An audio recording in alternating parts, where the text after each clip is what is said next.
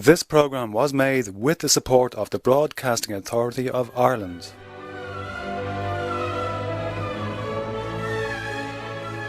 In Scotland, we always call Columcille Columba. Columba. He left his beloved island and went across the sea to the Irish colony of Dalriada, which is part of modern Scotland, the Argyll area. From here, he really launched the mission to the Picts in Scotland. Bringing the faith to the people of Pictland, the Picts in the north. His presence in the west of Scotland had a huge influence. Across Scotland, he is this very powerful saint. His legacy was to build the foundations for a Christian Scotland. It really changed Scotland for the better. Many people think he should be the patron saint of Scotland rather than St Andrew, who never went anywhere near the place. Saint Columba, this hugely important and significant person, this hugely significant saint for Scotland.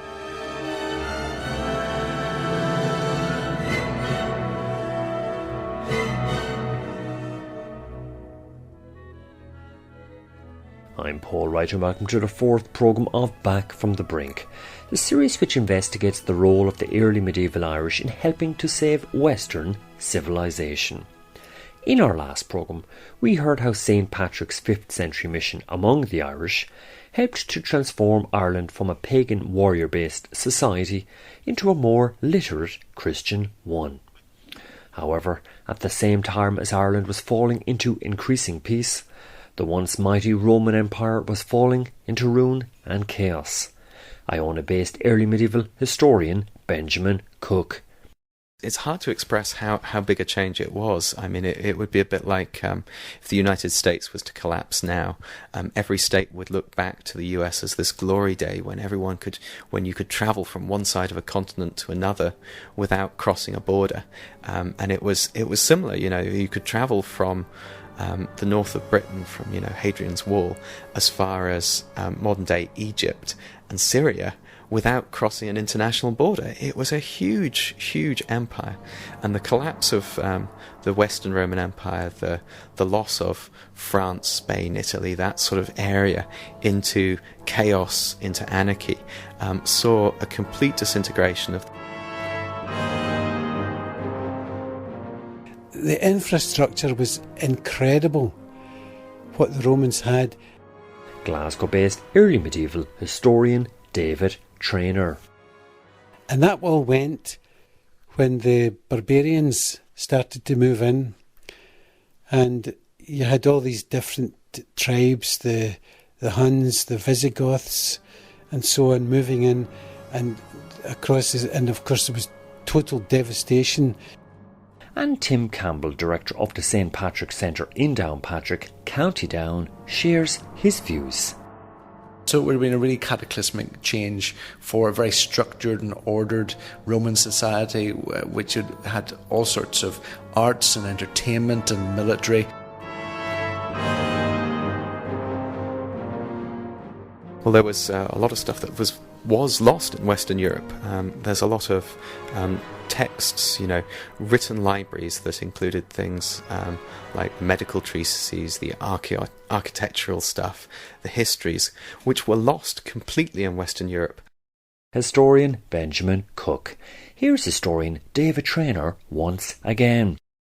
So you had this unity and strength all bound together in the Roman Empire, and that was all gone as far as politics was concerned. So this meant all these local lords and local kings could just do what they want. So it was gun law. It was a culture for Rome that was built on cities. It was a city and urban civilization. And with the invasion of barbarians finally crossing the Rhine, they destroyed these cities. They took this civilization.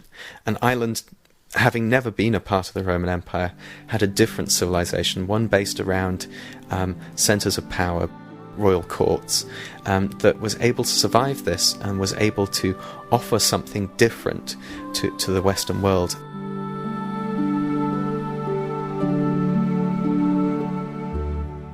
And as Western Europe sunk into the so-called Dark Ages. That something different which Ireland was able to offer came in the form of men like Columba of Iona, otherwise called Columcille in his native Ireland. Through his life work, Columba, along with thousands of other early medieval Irish monks, helped to resurrect Western Europe from the so-called Dark Ages. We'll hear more about this later, but first here's Celtic Church historian Ray Simpson to talk about Columba's roots. Columcille.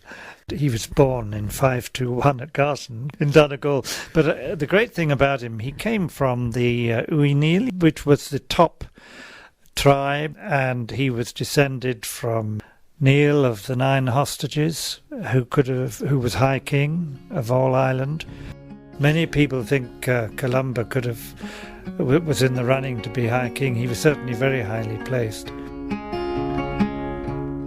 The young Columba would have been brought up in a country which was still becoming Christian, but was also becoming a home for monks and so on. Early medieval historian Kate Tristram of Holy Island, Lindisfarne. And he seems to have decided early in life where his own loyalty lay. Although he was very, very well born, he was related to the family that really was the most powerful family in the whole of Ireland. But he decided that he was being called to become a monk, and so he did. And Jan Such Pickard, Celtic Church historian and also former warden of the Iona community in Scotland, takes up the story. Here you've got a man from an aristocratic, indeed a royal family in Ireland. You've got a man who moved into the church and made an amazing contribution to the life of the church. He changed his name, I understand, from Crimtan, which meant the fox, which was his given name, to the church name of Columcille, the dove of the church. From a fox to a dove, that tells you something. He clearly established a whole lot of monasteries. I mean, there is a record which says he established 300. Most people think that's really a bit unrealistic, but I suppose some of them could be very small places. And these monasteries were 7-day-a-week places where you had the cells for brothers, and they fed the poor. The one at Derry, which is a larger one account says they fed 1,000 hungry people a day, which is a huge number in a whole population of Ireland, with only 250,000. And then he founded the big monastery at Durrow, which became quite famous for being very large and built in a great oak glade. But Columba was very concerned to safeguard the oaks, which were the sacred trees under pre-Christian Ireland, and he felt they should still be treated with great honour, and they shouldn't be cut down if at all possible. But Durrow was built in this great oak forest, and people came from many different parts to there. There's one story that Copts from Egypt came, another that a Northumbrian Anglo-Saxon refugee prince came. And one of the marvellous things about these monasteries all over Ireland, but they included Columcille's, they gave free tuition fees and accommodation to certain people, including Anglo-Saxon Christians who were persecuted in their own place in what's now England. They were welcomed into Ireland, which is a marvellous thing. That's a little later than Columba, that mentioned by Bede, but I suspect they did that earlier too. Historian Ray Simpson. Here's Jan Such Pickard once again. And then, having founded several monastic communities, he suddenly is leaving Ireland. Why is he leaving Ireland? Because of a battle, because of a book. He borrowed a copy of a gospel book from St Finian of Moville. Borrowed or perhaps took it in order to make a copy. It takes some time to make a copy of a book, but copying out the Gospels, the Psalms, was part of the work of the Celtic monks. That was the only way they could be disseminated. He made a copy, and then there was a dispute about who the copy belonged to. And I think it was the Synod of Teltown judged the situation and said that Columcille would have to give the book back, the book he'd made, the book he'd sweated over. He would have to give it back to St Finian along with the original. Why was that? Well, the judgment was that to every cow belongs its calf, and to every book belongs its copy. And Columcille disputed that. And the dispute built up with people taking both sides until there was a great battle, the Battle of Culdrevne. And when that battle happened, I think it was in 560, thousands of people were killed in the battle. And he then felt the guilt of all those deaths in battle. And probably he was engaging in the battle himself. Certainly he felt a personal responsibility. And when he was censored by the church, sent into exile, he embraced that exile. He went because he was carrying the guilt. So that one of the stories is that it was as a penitent that he left Ireland. He left Derry and set off with 12, a good biblical number of followers, to wherever God would take him. It's a time I remember oh so well. Saint Columba had to flee at the Battle of Cordivna, his guilty soul to free. As Columcille he was also known throughout his native land, but blood and tragedy prevailed, so he waved an exile's hand. Farewell to dear old Garton and lovely Derry too, never to return again. Across the sea he blew.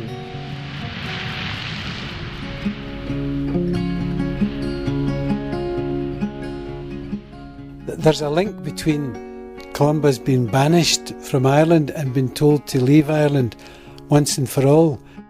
Early medieval historian David Traynor. There's been linked to the amount of men that died over a battle that he himself is supposed to have been responsible for, and was trying to, so many thousand men were killed, so he had to get so many thousand people to the Christian faith. That's the story that came about eventually. But the original story, going right back to 700, when the very, very first life of Columba was, it said that in 561 there was the Battle of Culdrevne, and then 2 years later he went to Iona. The causality is one that's debated by historians, and it depends what historian you're reading, the version that you get. Some say there was no connection, others say there was a connection, and there's no way we can prove it one way or the other historically.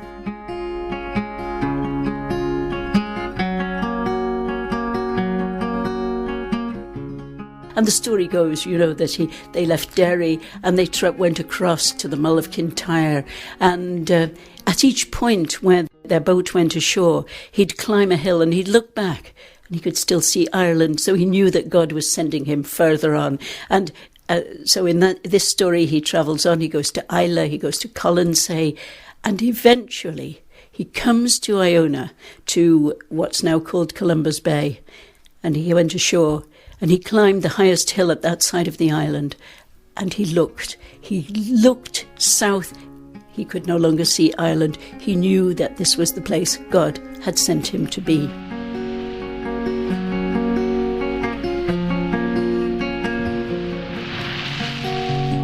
White sails filled and soon he reached Iona's sandy shore, to build an exile's holy place of learning and much more. Pilgrims came from all around fair Scotland's hills and glens. From far and wide the holy flocked, like sheep released from pens, to see a chapel built of stone, to melt the hearts of man with beauty in a lonely place where evil soon is banned.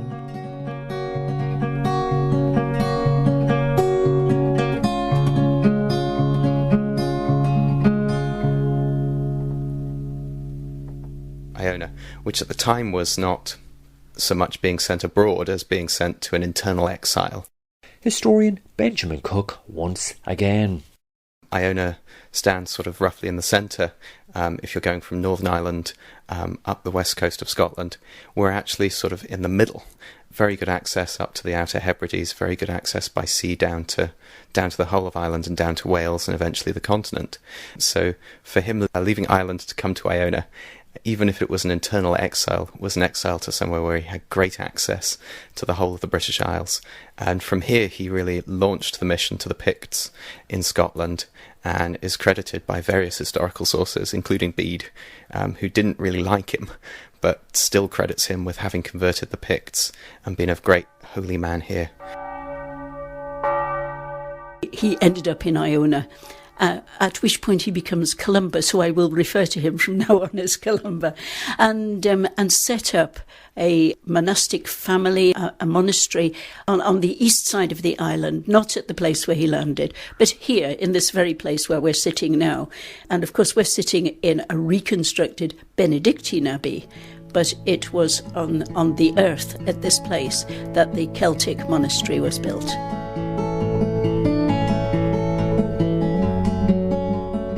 Well, the original buildings would probably have been sort of timber constructions, perhaps with thatch roof. We have evidence of materials for thatch being brought from Mull, so we think they would have been quite simple originally.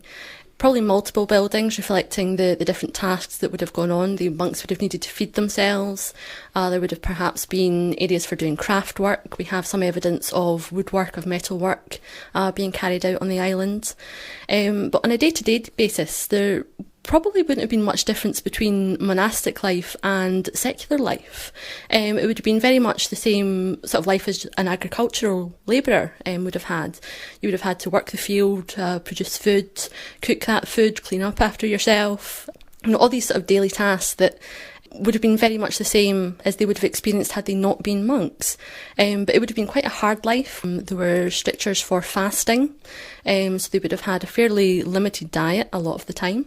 So on top of this hard physical labour, you wouldn't have exactly been feasting on the richest of foods. We also have some evidence that ideal monks should go to bed completely exhausted and wake up before they're fully rested.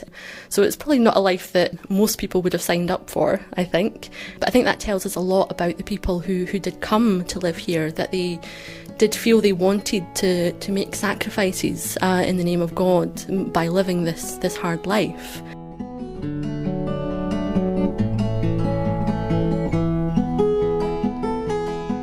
These monks who lived here, they'd have to feed themselves, therefore they'd be out, milking the cows.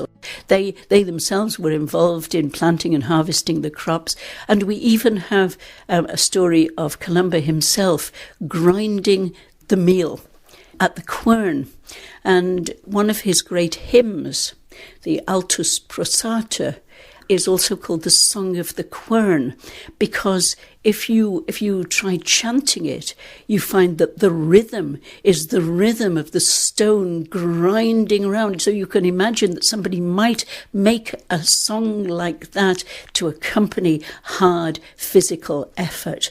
And I think Columba was a pretty hands-on person. Historian Jan Such-Pickard. And here's historian Ray Simpson to once more take up the story. Then you would have had the school, if there's a monastery school, as there often was, and the scriptorium, and you would have had accommodation for the students. You would have a refectory and a kitchen, and in some of the monasteries you would have a large number of poor people or pilgrims who would come for meals, as well as the people who lived and worked there. And then you would have areas such as you can still know where the mill was at Iona. The water was running down and they had a mill. They made the bread. There's an area where they hunted seals.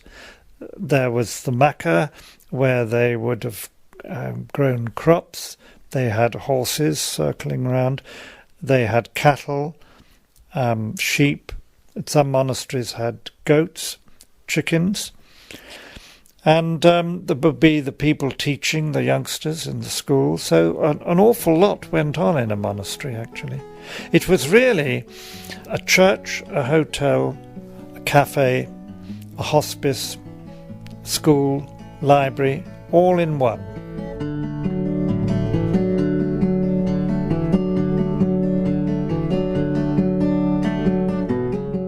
My name's Jan Such Pickard, and we're standing on a little hillock outside the rebuilt Benedictine Abbey in Iona. But we're actually in the centre of the site where Columba's monastery would have been, because the area occupied by the monastery ran from the sea up that field there, round behind us on the rocks there, and then just on the other side of the graveyard, which you can see behind me, down to the sea again. So we're right at the centre of that site of the Columban monastery, and there are very few traces of where it would have been, because the beehive huts were very small and they crumbled away with time. But down there you can see the St Martin's Cross, which is over 1,000 years old, and that certainly would have been within the site. And there would have been other crosses too. The tendency was to build crosses, to put up the high crosses in significant places. And if you look just here, Paul, you can see the base of a cross. So up on this hillock there was a cross. Why? Well, it was visible from a long distance, but also this was a significant place. And just below the cross, you can see a little area, which in fact is probably, and this is what the archaeologists are suggesting after an excavation, the foundations of a beehive hut on a hillock overlooking the whole of the monastery. Who would need to have oversight but the abbot? And this is why this is called Torten Ab, the hill of the abbot. And Adivnan describes Columba as being in a hut that was raised up. It's not quite clear what he means by that, but it could well have been in a raised up place. Certainly we know that from his cell he could see what was going on around, including on the other side of the Sound. Look across and you can see the other side of the Sound. Perhaps this is where he spoke in that powerful voice that could be heard a mile away across the sea.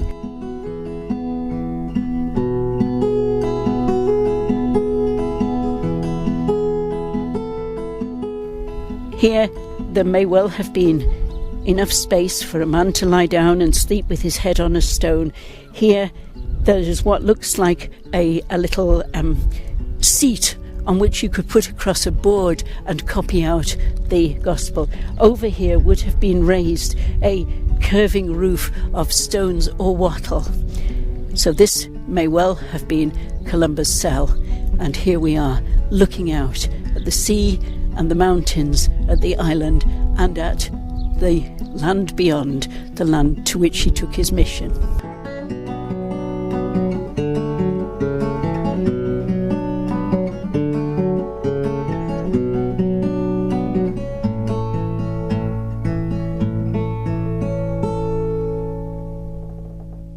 Historian Nicky Scott of Historic Scotland had this to say concerning just how tough and disciplined life was for monks in Columba's monasteries such as Iona.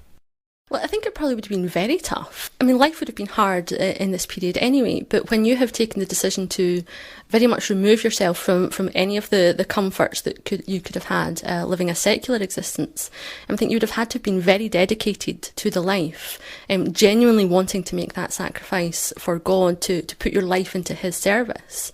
So, I mean, you would have had days on which you would have had to fast. I mean, much of the lay population would have as well, but you are even more bound to do so as a monk. You would have had very little comfortable possessions. Your bed would have been fairly basic. Columba himself is said to have had a stone for a pillow. So how much rest he would have gotten, I'm not entirely sure. But certainly it would have been a very hard life. And it's one of the reasons why in the later medieval period, monks tend to lose some of that esteem that they get because they're seen as becoming too soft. They become very wealthy and they live very rich lives and have very rich diets. And so it's one of the reasons why they lose a sort of prestigious place. Whereas I think in these early stages, that would have been much less the case. And they would have been very much esteemed for the very ascetic life that they would have lived.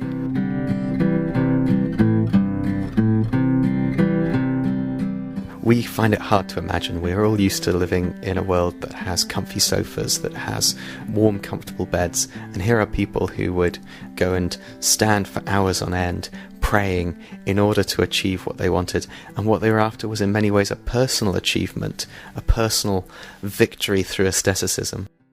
Early medieval historian Benjamin Cook. And they really, we would say they starved themselves. They would take 40-day fasts in which they would only eat bread and salt and would then drink water only on a Sunday. And it's a miracle these people didn't die. They really pushed themselves to live in a way that really mortified their bodies, that forced them to think, why am I doing this? Why am I doing this all the time? I mean, even in their routine of life, that they prayed all through the day and night. They've done studies, and if it wasn't for the process of chanting services, monks would not be able to get up as often as they do and pray. They always have less than 6 hours sleep. And this should be physically impossible. And yet, through their practices, they were able to achieve this. And this became a living example of the virtues that they were espousing. They were righteous men and women, and could be seen to be because of the way they did it.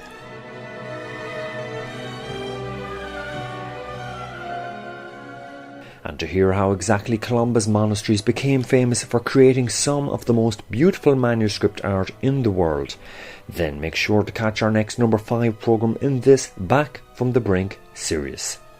This programme was made with the support of the Broadcasting Authority of Ireland. Songs by Cliff Wedgbury. From myself, Paul Wright, bye for now.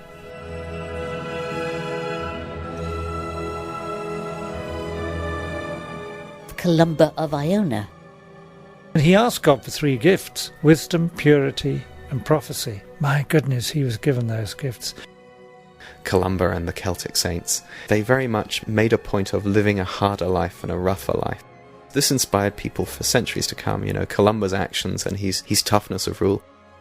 He must have been a person who could inspire others to catch the dream with him and to come with him. Celtic spirituality, it was pretty tough. The Irish monks, incredibly tough men. Rugged, hard men walking across half of Scotland to tell a story.